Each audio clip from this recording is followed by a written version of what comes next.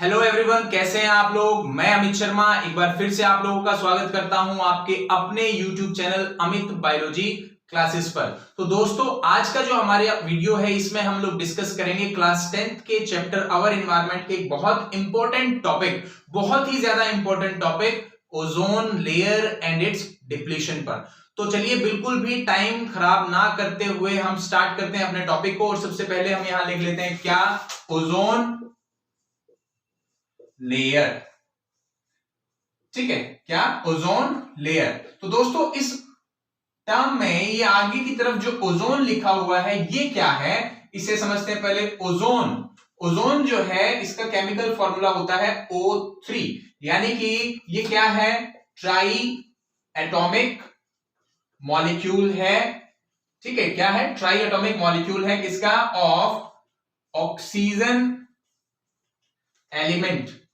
ठीक है, oxygen element का ट्राई एटॉमिक मॉलिक्यूल है जिसे हम क्या बोल रहे हैं, ओजोन बोल रहे हैं। और दोस्तों, ये जो ओजोन है ये गैसेस फॉर्म में प्रेजेंट होता है और ये हमारे अर्थ के एटमॉस्फेयर की जो डिफरेंट लेयर्स हैं, ठीक है, जैसे एटमॉस्फेयर की डिफरेंट लेयर्स, बिल्कुल अर्थ के सरफेस के कांटेक्ट में एटमॉस्फेयर की जो लेयर है उसको हम नाम देते हैं क्या, ट्रोपोस्फियर।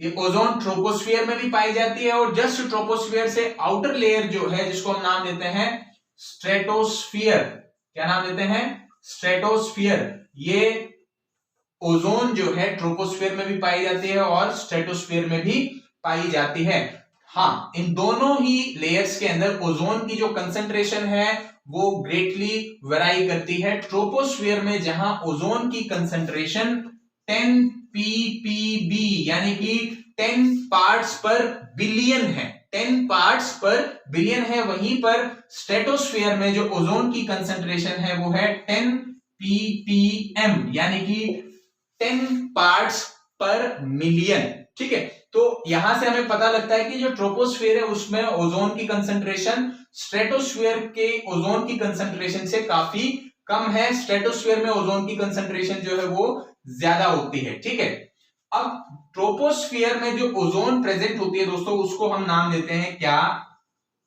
Bad ozone. क्या बोलते हैं, बैड ओजोन। ऐसा क्यों बोला जाता है, क्योंकि ये जो ओजोन गैस है it is highly reactive gas, ये काफी ज्यादा रिएक्टिव गैस है। और अगर ये लिविंग, जैसे ट्रोपोस्फियर में है तो लिविंग ऑर्गेनिजम्स वहां प्रेजेंट है। ठीक है, तो जब ये लिविंग ऑर्गेनिजम्स के कांटेक्ट में आती है तो उनके सेल्स को, ये सेल्स के अंदर चलने वाली जो बायोकेमिकल रिएक्शंस हैं उनको रोक देती हैं, उनको डैमेज कर देती हैं, उनको बंद करवा देते हैं, जिसकी वजह से जो सेल्स हैं वो डैमेज होंगे। और जब सेल्स डैमेज होंगे तो टिश्यूज और ऑर्गन को जो है नुकसान पहुंचता है, डैमेज होते हैं। It may also lead to the death of organism.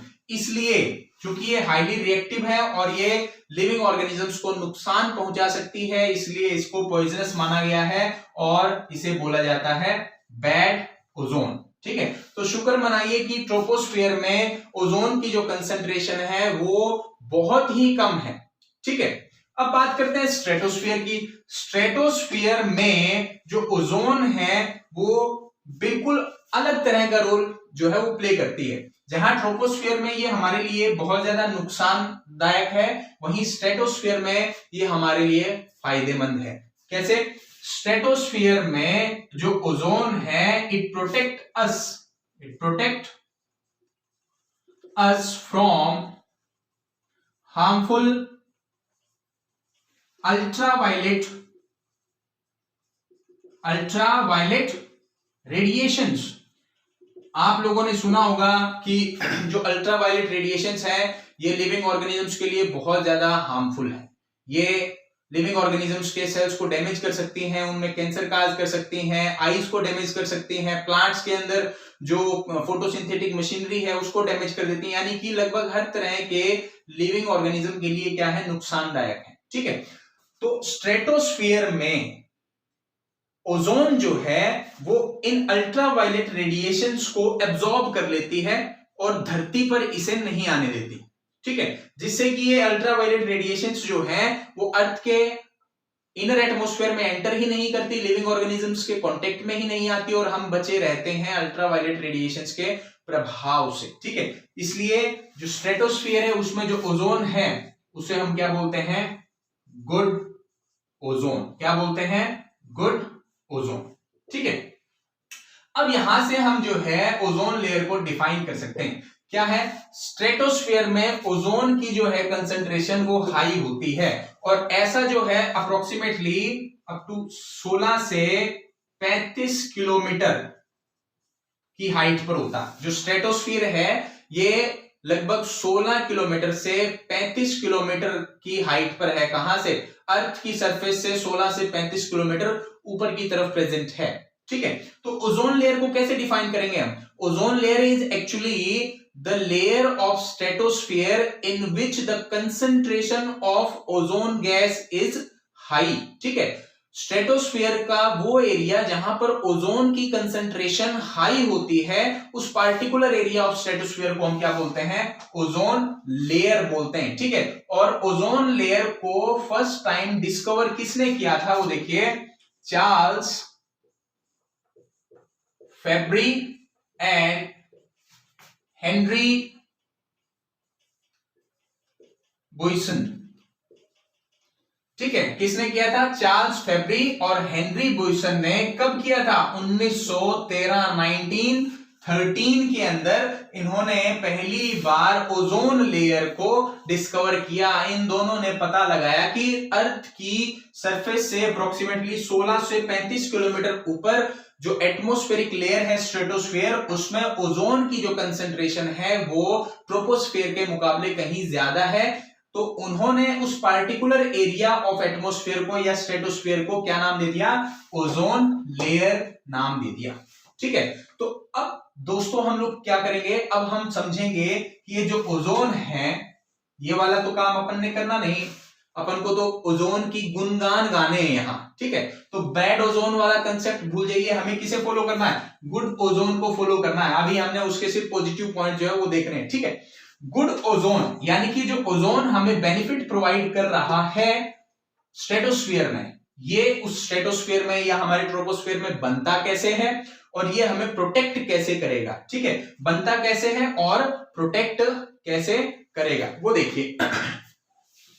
जो ओजोन है दोस्तों, ये हमारे स्ट्रेटोस्फीयर या हमारे एटमॉस्फेयर में ही बोल देते हैं। जो ओजोन है ये हमारे एटमॉस्फेयर में कैसे बनेगा, इस चीज का पता लगाया था सिडनी चैपमैन नाम के एक साइंटिस्ट ने।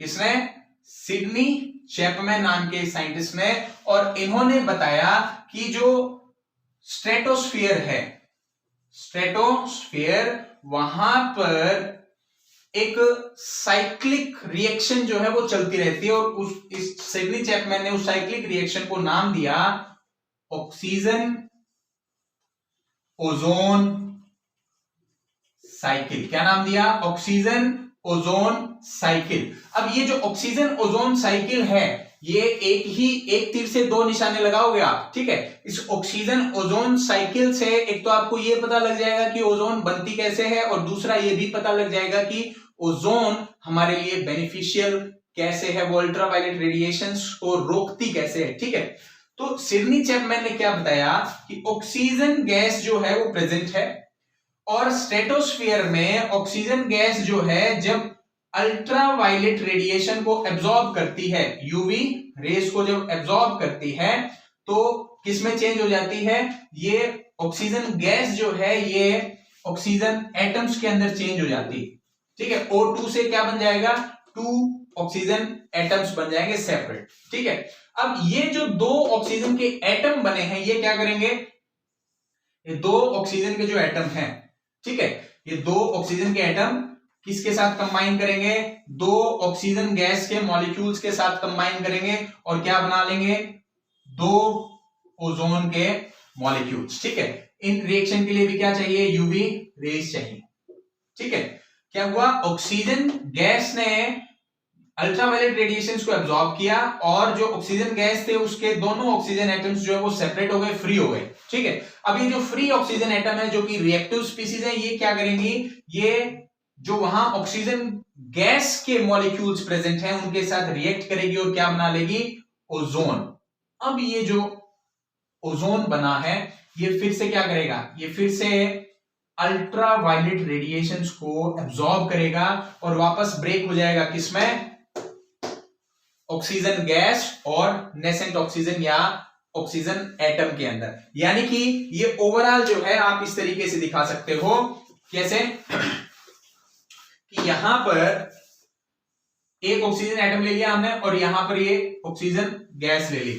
अब ये जो सिंगल ऑक्सीजन एटम जो है ये कंबाइन करेगा ऑक्सीजन गैस के एक मॉलिक्यूल के साथ और क्या बना रहा है, O3 बना रहा है। ठीक है, इस रिएक्शन के होने के लिए यूवी रेडिएशंस जो हैं, यूवी रेज जो है वो एब्जॉर्ब की जाती हैं। ठीक है, यानी कि इस रिएक्शन के होने के लिए जो एनर्जी है वो किससे मिलेगी, अल्ट्रावायलेट रेडिएशन से। यानी कि इस स्टेप ने क्या किया, अल्ट्रावायलेट रेडिएशंस को एब्जॉर्ब कर लिया। ठीक है, और वो जो एब्जॉर्ब रेडिएशन की जो एनर्जी है कुछ समय बाद इसकी फॉर्म में बाहर निकल जाएगी, हीट की फॉर्म में यहां से बाहर निकल जाएगी। अब क्या बन गया, ओजोन का मॉलिक्यूल बन गया।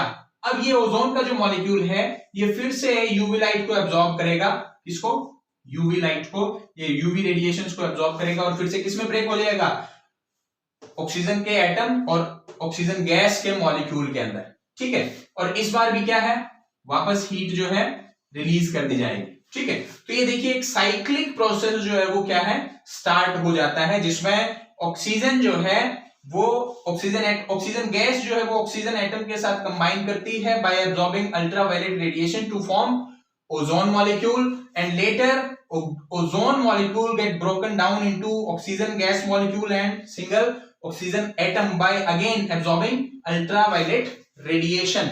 तो क्या है, ये जो साइक्लिक रिएक्शन वहां पर चल रही है इसके दोनों ही स्टेप में अल्ट्रावायलेट रेडिएशंस जो है वो एब्जॉर्ब कर ली जाते हैं। ठीक है, और आपको ये भी बता देता हूं मैं, जो अल्ट्रावायलेट रेडिएशंस हैं, यूवी रेज जिनको हम बोलते हैं, ये 3 तरह की होती है, ए, बी और सी। इनमें से जो सी है ये तो बिल्कुल पूरी की पूरी एब्जॉर्ब कर ली जाएगी, अर्थ की सरफेस से 35 किलोमीटर ऊपर ही ये पूरी की पूरी एब्जॉर्ब कर ली जाती है, ये बिल्कुल भी अर्थ पर नहीं आती। ठीक है, अल्ट्रावायलेट बी रेडिएशन का ये जो पार्ट है ये हमारे लिए काफी ज्यादा डैमेजिंग है। ठीक है, इसका अप्रोक्सीमेटली 97 to 99% पार्ट जो है वो जो हमारी ओजोन लेयर है वो स्ट्रेटोस्फीयर में ही एब्जॉर्ब कर लेती है। ठीक है, जो ओजोन लेयर है वो स्ट्रेटोस्फीयर में ही अल्ट्रावायलेट बी रेडिएशंस का 97 to 99 पार्ट जो है वो एब्जॉर्ब कर लेती है, यानी कि अर्थ की सरफेस तक आने ही नहीं देती। हाँ, यूवी रेज ए टाइप की जो अल्ट्रावायलेट रेडिएशंस है, ठीक है, अल्ट्रावायलेट ए टाइप की जो रेडिएशंस हैं ये ओजोन एब्जॉर्ब नहीं कर पाती हैं, इनकी वेवलेंथ जो है वो हाई होती है, इसलिए ये एब्जॉर्ब नहीं हो पाती हैं और ये हमारी अर्थ की सरफेस तक पहुंचती हैं। ठीक है, ये भी हमारे लिए नुकसानदायक है, लेकिन ये बी और सी जितनी हार्मफुल नहीं है। सबसे ज्यादा हार्मफुल है सी जो कि कंप्लीटली एब्जॉर्ब कर ली जाती है, उसके बाद है बी जिसका 97 to 99% पार्ट जो है वो ओजोन लेयर एब्जॉर्ब कर लेती है। और जो हमारी लीस्ट हार्मफुल अल्ट्रावायलेट रेडिएशन है वो कौन से हैं, यूवीए, और यही सिर्फ जो है वो अर्थ पर पहुंच पाती है। ठीक है, तो सिडनी चैपमैन ने ऑक्सीजन ओजोन साइकिल के बारे में बताया और ऑक्सीजन ओजोन साइकिल से हमें 2 चीजें पता लग गई, एक तो फॉर्मेशन ऑफ ओजोन, भी ओजोन की फॉर्मेशन हमारे एटमॉस्फेयर में हो कैसे रही है, कैसे होती है, अल्ट्रावायलेट रेडिएशन जो है वो ऑक्सीजन गैस को के द्वारा एब्जॉर्ब किया जाएगा और किसमें, वो जो ऑक्सीजन गैस है वो किसमें टूट जाएगी, 2 ऑक्सीजन के एटम्स में टूट जाएगी। ये 2 ऑक्सीजन के जो एटम्स हैं वो 2 नए ऑक्सीजन गैस के मॉलिक्यूल्स के साथ बाइंड करेंगे और 2 मॉलिक्यूल बना लेंगे किसके, ओजोन के। अब ये ओजोन जो है ये वापस इन्हीं में चेंज हो जाएगी बाय एब्जॉर्बिंग अल्ट्रावायलेट रेडिएशन, और ये साइक्लिक प्रोसेस के अंदर जो अल्ट्रावायलेट रेडिएशंस हैं वो दोनों ही स्टेप में यूज में आ रही हैं। तो ये जो ओजोन है या ऑक्सीजन ओजोन साइकिल जो है ये स्ट्रेटोस्फीयर के अंदर जो यूवीबी है उसका 97 to 99% जो कंसेंट्रेशन है वो ये पार्ट जो है वो एब्जॉर्ब कर लेती है। ठीक है, तो ये हमारे लिए इस तरीके से बेनिफिशियल भी है। ठीक है, अब हमें ये भी पता लग गया कि ये जो ओजोन है ये हमें प्रोटेक्ट करती है अल्ट्रावायलेट रेडिएशन से। तो कैसे करती है? इसी ऑक्सीजन ओजोन साइकिल की हेल्प से हमें ये प्रोटेक्ट करेगी, किससे? अल्ट्रावायलेट रेडिएशन से। ठीक है, अब हमने ये भी पढ़ा कि ये जो ओजोन लेयर है ये हमारी अर्थ की सरफेस से 16 से 35 किलोमीटर ऊपर की तरफ जो है ये प्रेजेंट है। और देखिए ओजोन की जो कंसंट्रेशन है वो इक्वेटर पर और पोल्स पर वेराई करती है। ठीक है, ओजोन की कंसंट्रेशन इक्वेटर्स पर और पोल्स पर वेराई करती है। पोल्स पर जो ओजोन की लेयर है वो ज्यादा थिक मानी जाती है, वहां थिक होती है, और इक्वेटर पर जो है वो ओजोन की लेयर जो है पोल्स के कंपैरिजन में थिन होती है। ऐसा होता है because of the wind circulation या विंड मूवमेंट।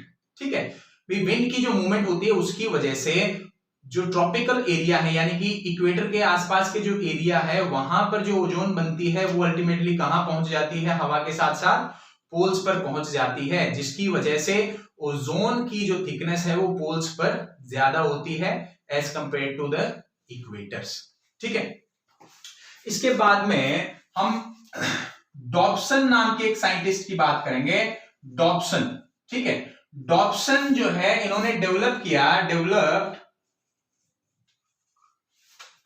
Dobson metre. ठीक है, डॉब्सन नाम के साइंटिस्ट ने डॉब्सन मीटर नाम का एक स्पेक्ट्रोफोटोमीटर, ये डॉब्सन मीटर वास्तव में क्या है? ये स्पेक्ट्रोफोटोमीटर है। क्या है? स्पेक्ट्रोफोटोमीटर। ठीक है, तो डॉब्सन मीटर जो है इन्होंने डेवलप किया, और इस डॉब्सन मीटर का काम क्या है? इस डॉब्सन मीटर का काम है टू डिटेक्ट या to measure the amount of ozone gas in vertical column of atmosphere यानी कि स्ट्रेटोस्फीयर। ठीक है, हमारे एटमॉस्फेयर में, ठीक है, ओजोन की गैस की जो अमाउंट है, कंसेंट्रेशन है, वो कितनी है, इस चीज को डिटेक्ट करने के लिए डॉब्सन नाम के एक साइंटिस्ट ने डॉब्सन मीटर जो है इसे डेवलप किया था। और ये जो ओजोन लेयर की थिकनेस है इसको मेजर किया जाता है डॉब्सन यूनिट में। इसमें डॉब्सन यूनिट, आप इसको DU से रिप्रेजेंट करते हैं। ठीक है, एक डॉब्सन यूनिट का मतलब है the number of the molecules of ozone to form layer of 0.01 millimetre thickness at 0 degree Celsius temperature and 1 atmospheric pressure. 1 Dobson unit जो है वो क्या है, इसको डिफाइन कर लेते हैं। 1 Dobson unit is actually the number of O3 molecules required to form 0.01 mm thick layer of ozone at 0 degree Celsius temperature and 1 atmospheric pressure. ठीक है, तो 1 डॉब्सन यूनिट क्या है? ओजोन के मॉलिक्यूल्स का वो नंबर जो कि 0.01 मिलीमीटर की थिकनेस की ओजोन लेयर जो है वो फॉर्म करवा दे। कब? जब टेम्परेचर 0 डिग्री सेल्सियस और प्रेशर जो है वो 1 एटमॉस्फेरिक प्रेशर हो। ठीक है, तो डॉब्सन ने डेवलप किया डॉब्सन मीटर, जो कि एक टाइप का स्पेक्ट्रोफोटोमीटर है, और इसका काम क्या है? ये मेजर करने के लिए यूज में लाया जाता है। किस चीज को मेजर करने के लिए? ओजोन गैस की अमाउंट या ओजोन गैस की कंसंट्रेशन को मेजर करने के लिए। और जो मेजरमेंट है ओजोन लेयर की थिकनेस की वो किस में होगी? डॉब्सन यूनिट में होगी। एक डॉब्सन यूनिट कितना होता है? Number of ozone molecules required to form 0.01 millimetre thick layer of ozone at 0 degree Celsius temperature and 1 atmospheric pressure। ठीक है, इसके बाद हम लोग बात करेंगे कि ये जो ओजोन डिप्लीशन है ये क्या है। ठीक है, अभी तक हमने क्या पढ़ा, ओजोन लेयर क्या है, कैसे ये बनती है, ये कैसे हमें प्रोटेक्ट करती है, हमारे लिए बेनिफिशियल कैसे। अब हम क्या पढ़ेंगे कि ये जो ओजोन लेयर है ये डिप्लीट हो रही है। ओजोन होल आप लोगों ने सुना होगा कि ओजोन होल क्या है या ओजोन डिप्लीशन जो है ये क्या है और इसके इफेक्ट हमारी बॉडी पर क्या होंगे। ठीक है, तो इसे रद्द कर देते हैं और उसके बाद स्टार्ट करते हैं ओजोन डिप्लीशन के बारे में।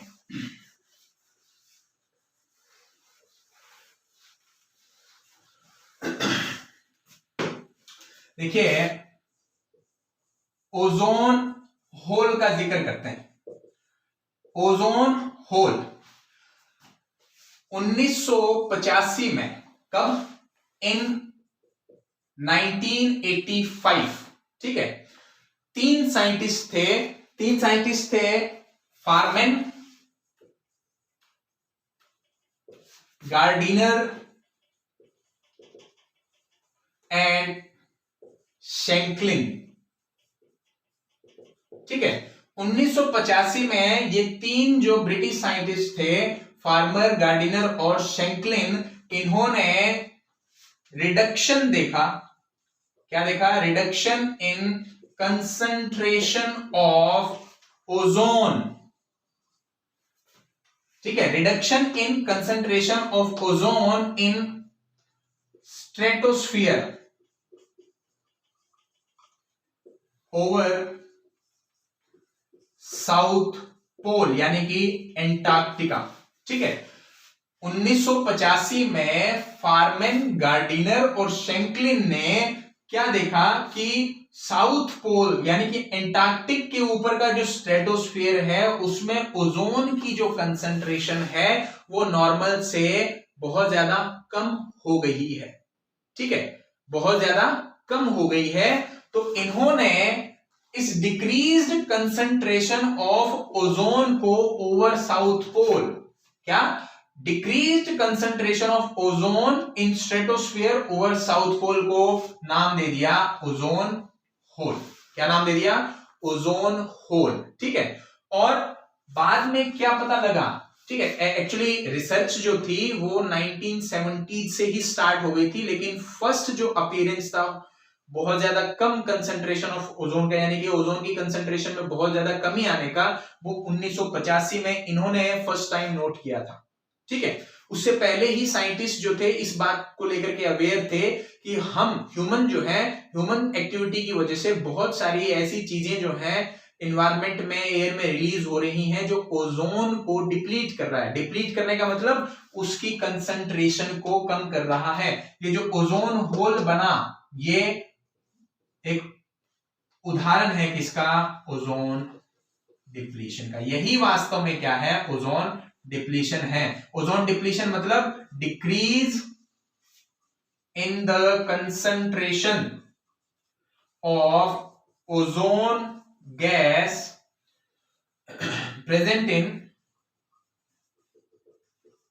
स्ट्रेटोस्फियर।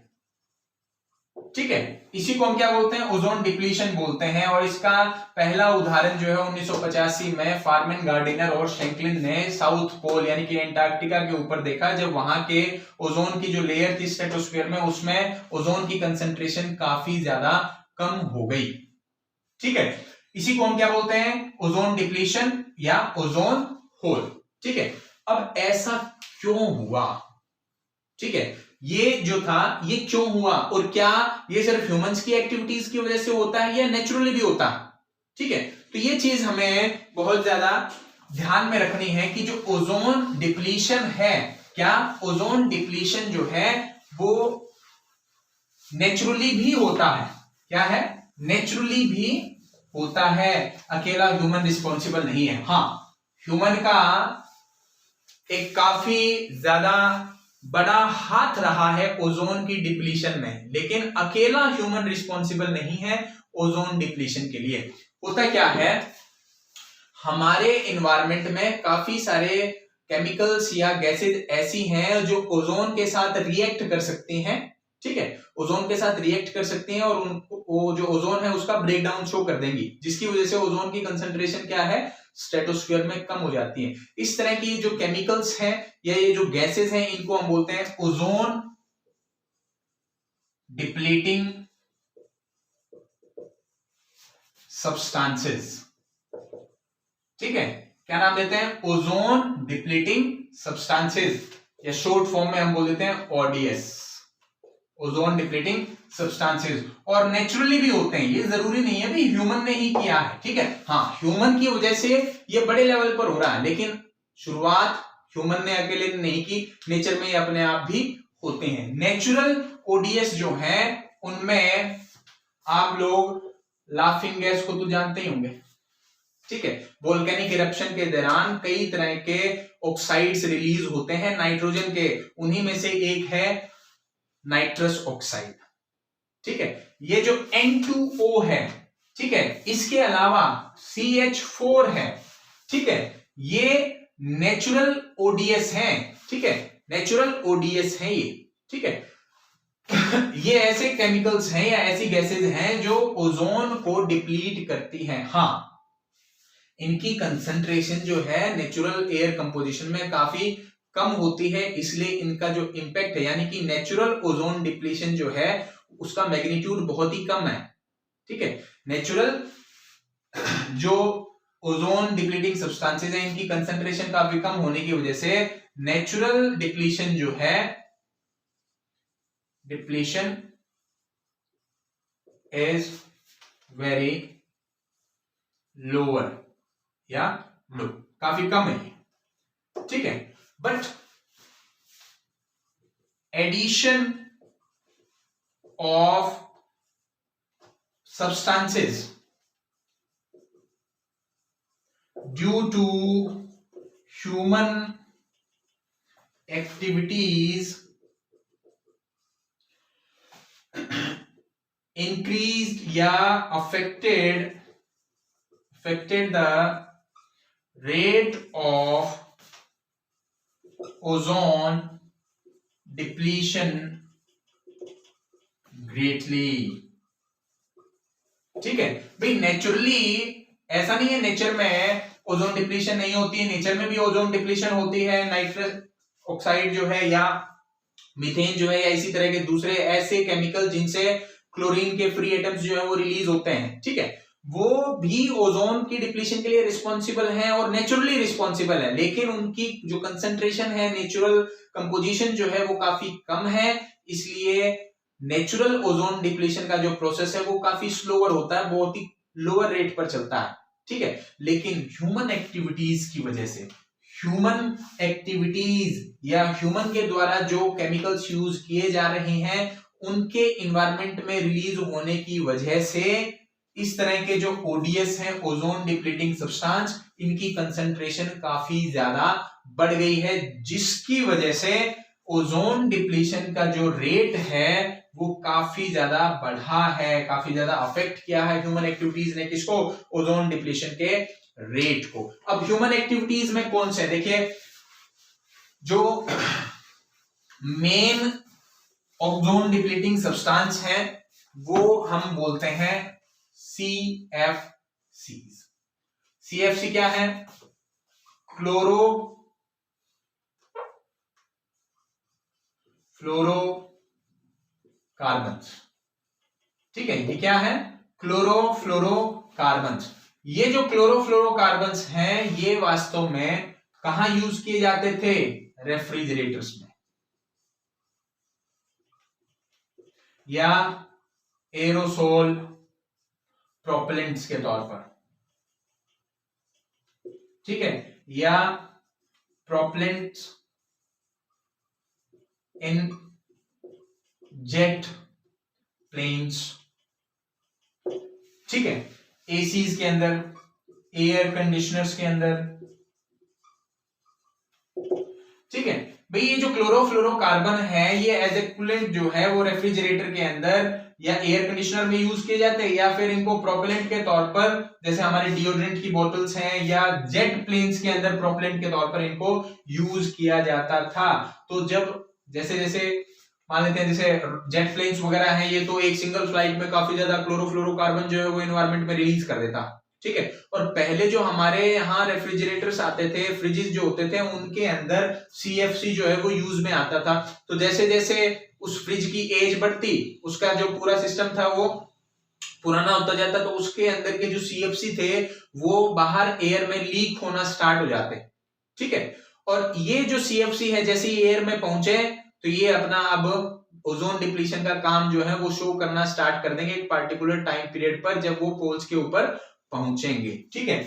तो क्लोरोफ्लोरोकार्बन जो है वो मेनली रिस्पॉन्सिबल है ह्यूमन एक्टिविटीज की वजह से, इनका बहुत बड़ा अमाउंट। और दूसरा नाइट्रस ऑक्साइड का भी यूज जो है ह्यूमंस कई तरह के कामों में करते हैं, वो भी जो है क्लोरोफ्लोरोकार्बन के साथ साथ इनसे कम नहीं या इनसे ज्यादा नहीं तो इनसे कम भी नहीं, दोनों जो है वो बराबर के जो है वो है मुजरिम है इस केस में, ओजोन डिप्लीशन के केस में, ठीक है। तो क्लोरोफ्लोरोकार्बन है, नाइट्रस ऑक्साइड है, इस तरह के सब्सटेंसेस जो है वो ओजोन की लेयर को डिप्लीट करते हैं। अब डिप्लीट कैसे करते हैं? अब जैसे क्लोरोफ्लोरोकार्बन है, ये कैसे करेगा ये देखते हैं। देखो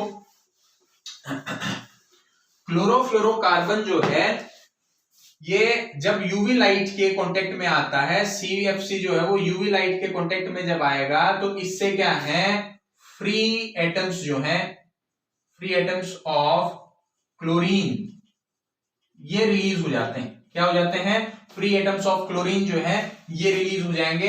अब ये जो फ्री एटम है क्लोरीन का, ये रिएक्टिव स्पीसीज है एक, ठीक है।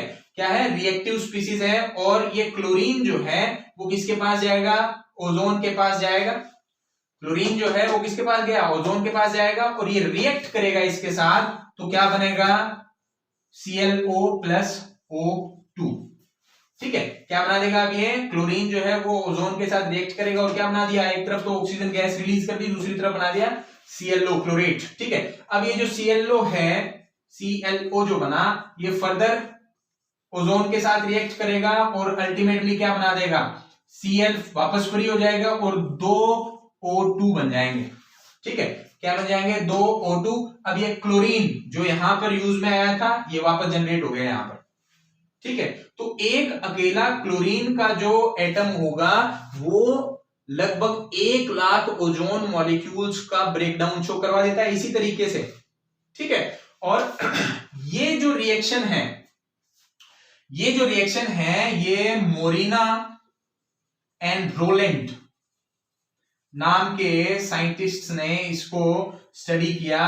इन दोनों ने बताया कि जो CFC है वो इस तरह की रिएक्शंस जो है वो शो करते हैं। ये चेन रिएक्शन स्टार्ट कर दी यहां पर, क्लोरीन यहां ओजोन के साथ रिएक्ट करेगा, ClO बना लेगा और क्या बना देगा? फ्री ऑक्सीजन गैस, ठीक है। फिर ClO जो है फिर ओजोन के साथ रिएक्ट करेगा, क्लोरीन जो है फ्री निकल जाएगा और ऑक्सीजन गैस बन जाएगी। अब ये क्लोरीन फ्री हो गया, ये फिर से इस स्टेप को जो है परफॉर्म करेगा। यानी कि एक क्या है? चेन रिएक्शन स्टार्ट कर दी है। एक क्लोरीन एक बार बन गया तो वो लाखों ओजोन के मॉलिक्यूल्स का ब्रेकडाउन शो करवा देगा। इस चीज का पता लगाया किसने? मोरिना और रोलैंड ने इस पूरे मैकेनिज्म को समझा, ठीक है, 1974 में। कब? 1974 में, ठीक है।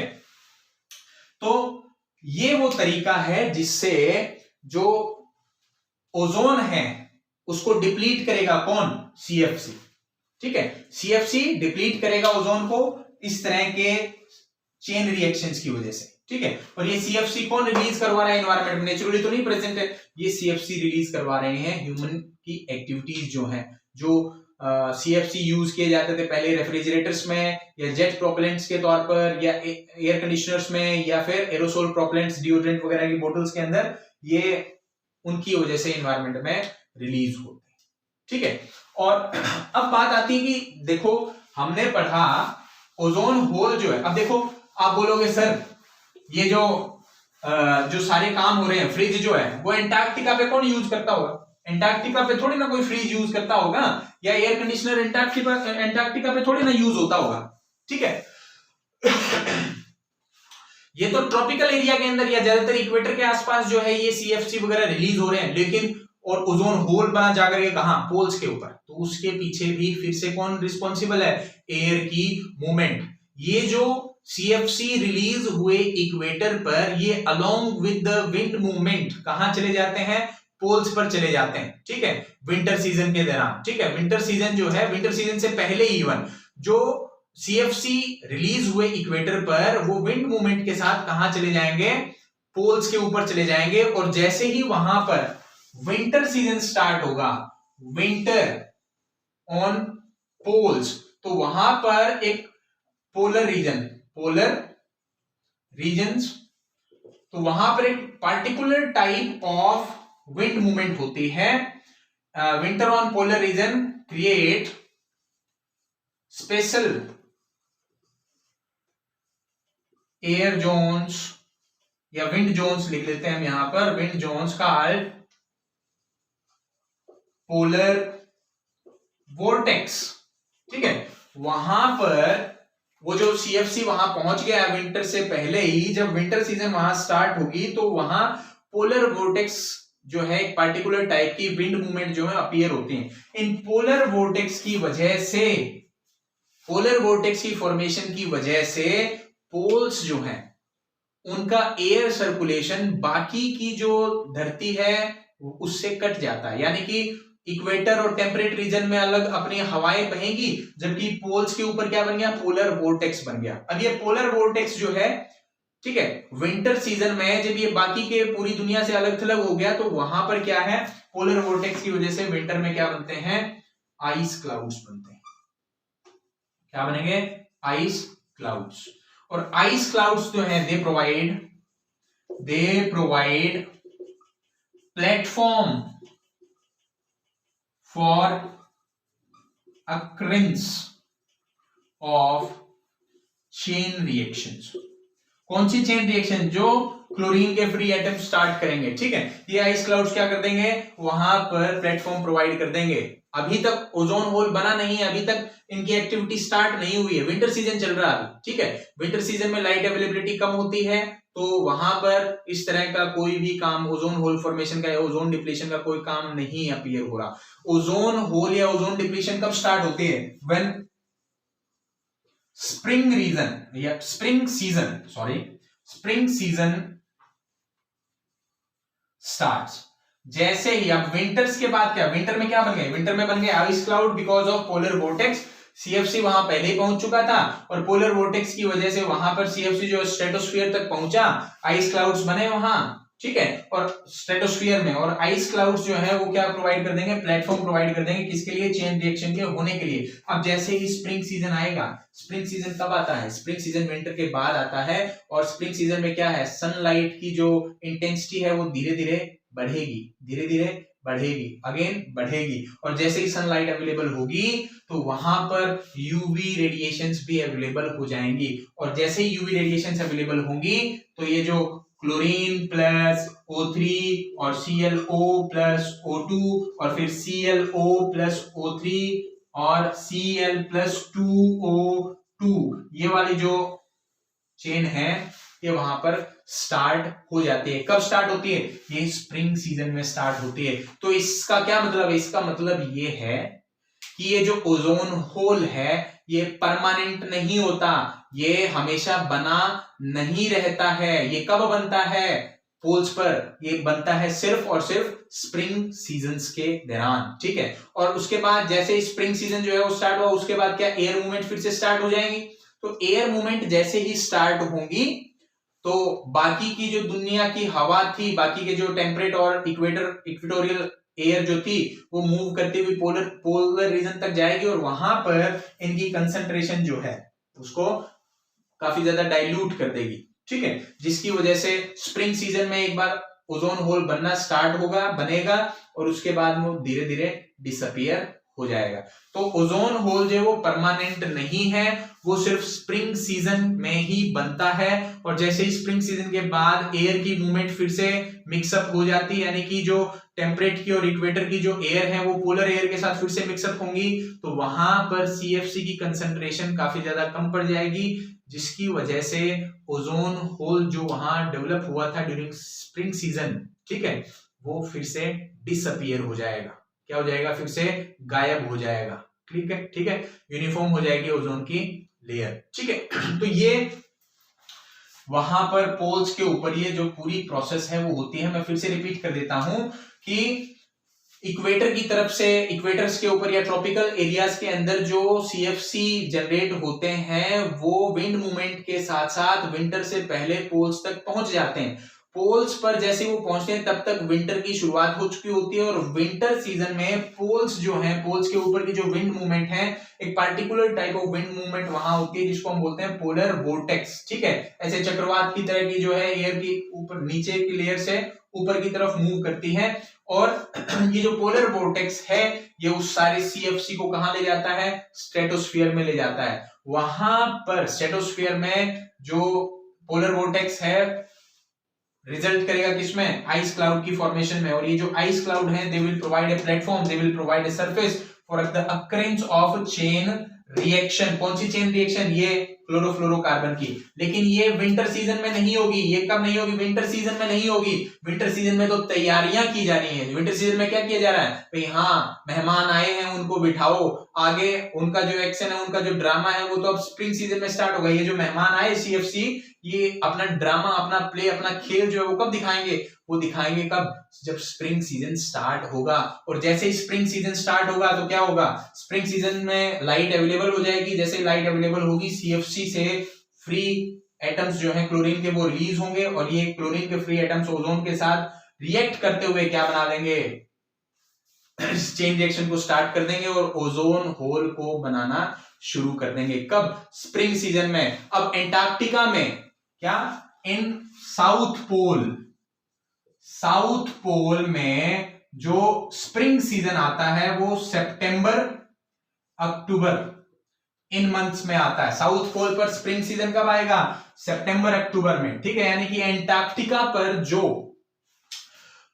ओजोन होल बनेगा वो सितंबर अक्टूबर या नवंबर तक एक्सटेंड कर सकता है। ठीक है, जबकि नॉर्थ पोल की तरफ जब आप बात करेंगे, नॉर्थ पोल पे, ठीक है, आर्कटिक पे, कहा, नॉर्थ पोल या आर्कटिक पर जो स्प्रिंग सीजन आता है वो मार्च अप्रैल इन मंथ्स में आता है। तो ओजोन होल अगर बनेगा, पहली बात तो आर्कटिक पर जो है बहुत ही रेयरली देखने को मिलता है ओजोन होल। ठीक है, और अगर बनेगा भी तो कब बनेगा, मार्च अप्रैल में बनेगा। जनरली जो ओजोन होल है वो साउथ पोल के ऊपर सितंबर अक्टूबर या नवंबर तक एक्सटेंड कर सकता है। ठीक है, तो ये वजह है कि सीएफसी के इक्वेटर्स पर रिलीज होने के बावजूद जो ओजोन होल है वो कहां बन रहे हैं, ऑन पोल्स। ठीक है, तो यहां पर हमने पढ़ा क्या, ओजोन डिप्लीशन के बारे में। अब ओजोन डिप्लीशन की वजह से जो ओजोन की कंसंट्रेशन कम हो रही है,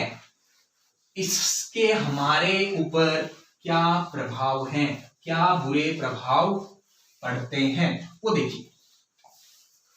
ठीक है, bad effects of ozone depletion.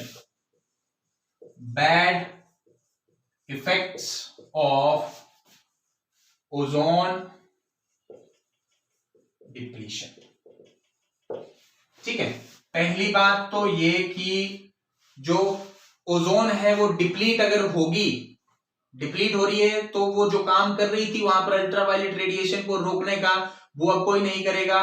ठीक है, इसका मतलब क्या है, जो अल्ट्रावायलेट बी रेडिएशंस थी वो अर्थ की सरफेस तक आएंगी, यानी कि हमारे कांटेक्ट में आएंगी, और अगर हमारी कांटेक्ट में आएंगी तो वो क्या क्या करेंगी वो देखिए। सबसे पहले स्किन कैंसर, स्किन कैंसर जैसी खतरनाक बीमारी जो है वो डेवलप करवा सकती है। इसके अलावा हमारी आईज का जो कोर्निया पार्ट है, आईज का जो कोर्निया पार्ट है वो उस अल्ट्रावायलेट रेडिएशन को एब्जॉर्ब करता है, और स्नो ब्लाइंडनेस, क्या, स्नो ब्लाइंडनेस, कैटरेक्ट नाम की एक कंडीशन को डेवलप कर लेता है, इंसान को दिखाई देना बंद हो जाता है। ठीक है, इसके अलावा जो यूवी रेडिएशंस हैं वो हमारे सेल्स के अंदर प्रेजेंट डीएनए को म्यूटेट कर सकती हैं। तो म्यूटेशंस इन डीएनए, और ये जो डीएनए है ये क्या होता है, हमारा जेनेटिक मटेरियल होता है। ये जो डीएनए है यही हमारे कैरेक्टर्स को कंट्रोल करता है, हमारी बॉडी में होने वाली एक्टिविटीज को कंट्रोल करता है। तो यूवी लाइट अगर हमारे या किसी दूसरे ऑर्गेनिज्म के कांटेक्ट में आती है तो वो डीएनए के अंदर म्यूटेशंस जो है वो क्रिएट करवा सकती है।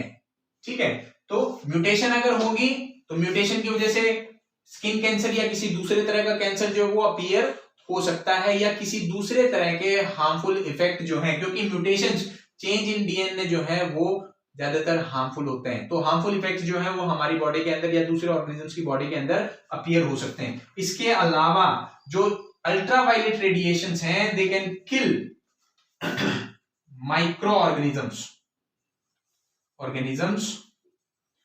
Present in soil and water. ठीक है, जैसे कि जो अल्ट्रावायलेट रेडिएशंस हैं ये सरफेस स्टरलाइजेशन के लिए यूज की जाते हैं। आप लोगों ने आरओ, यूवी आरओ सुना होगा, अल्ट्रावायलेट रिवर्स ऑस्मोसिस का जो वाटर प्यूरिफायर आता है उसमें यूवी वर्ड आता है, तो वो अल्ट्रावायलेट के लिए यूज किया जाता है। यूवी वहां पर क्यों यूज किया जा रहा है? ताकि वो जो पानी है वो जब फिल्टर हो रहा है तो उसके ऊपर यूवी रेज डाली जाए, और यूवी रेज क्या करेंगे, उस पानी के अंदर अगर किसी तरह का कोई माइक्रो ऑर्गेनिज्म है तो उसको किल कर देंगी। ठीक है, तो जो अल्ट्रावायलेट रेडिएशन है तो वो क्या कर सकती है, वो माइक्रो ऑर्गेनिजम्स को किल कर सकती हैं जो कहां प्रेजेंट है, सॉइल या वाटर में। अब अगर ये हार्मफुल माइक्रो ऑर्गेनिजम्स को किल करती है तब तो बहुत बढ़िया, चलो हम लोग बचे रहेंगे। लेकिन क्या है, ये कोई भेदभाव नहीं करती, हार्मफुल वालों को भी मारेगी, और हमारी मिट्टी के लिए, प्लांट्स के लिए, दूसरे ऑर्गेनिजम्स के लिए जो बेनिफिशियल बैक्टीरिया हैं, ठीक है, ये उनको भी किल करेंगे। यानी कि ये सॉइल की फर्टिलिटी को या वाटर मीडियम की फर्टिलिटी को अफेक्ट कर सकती है। वाटर के अंदर छोटे छोटे माइक्रोस्कोपिक यूनिसेलुलर प्लांट्स होते हैं, एनिमल्स होते हैं, अमीबा है, पैरामीशियम है, डाइएटम्स है, डाइनोफ्लैजिलेट्स हैं, ये उनको किल कर सकती है। यानी कि ये हमारे इकोसिस्टम का जो पूरा फूड चेन का एक पूरा सिस्टम चला पड़ा है उसको पूरी तरीके से तहस नहस कर सकते हैं, जलजला ले आएंगे ये वहां पर। ठीक है, अगर ये लगातार इसी तरीके से आती रही। इसके अलावा पांचवा, UV light damage the photosynthetic machinery of plant. Photosynthetic machinery of plants.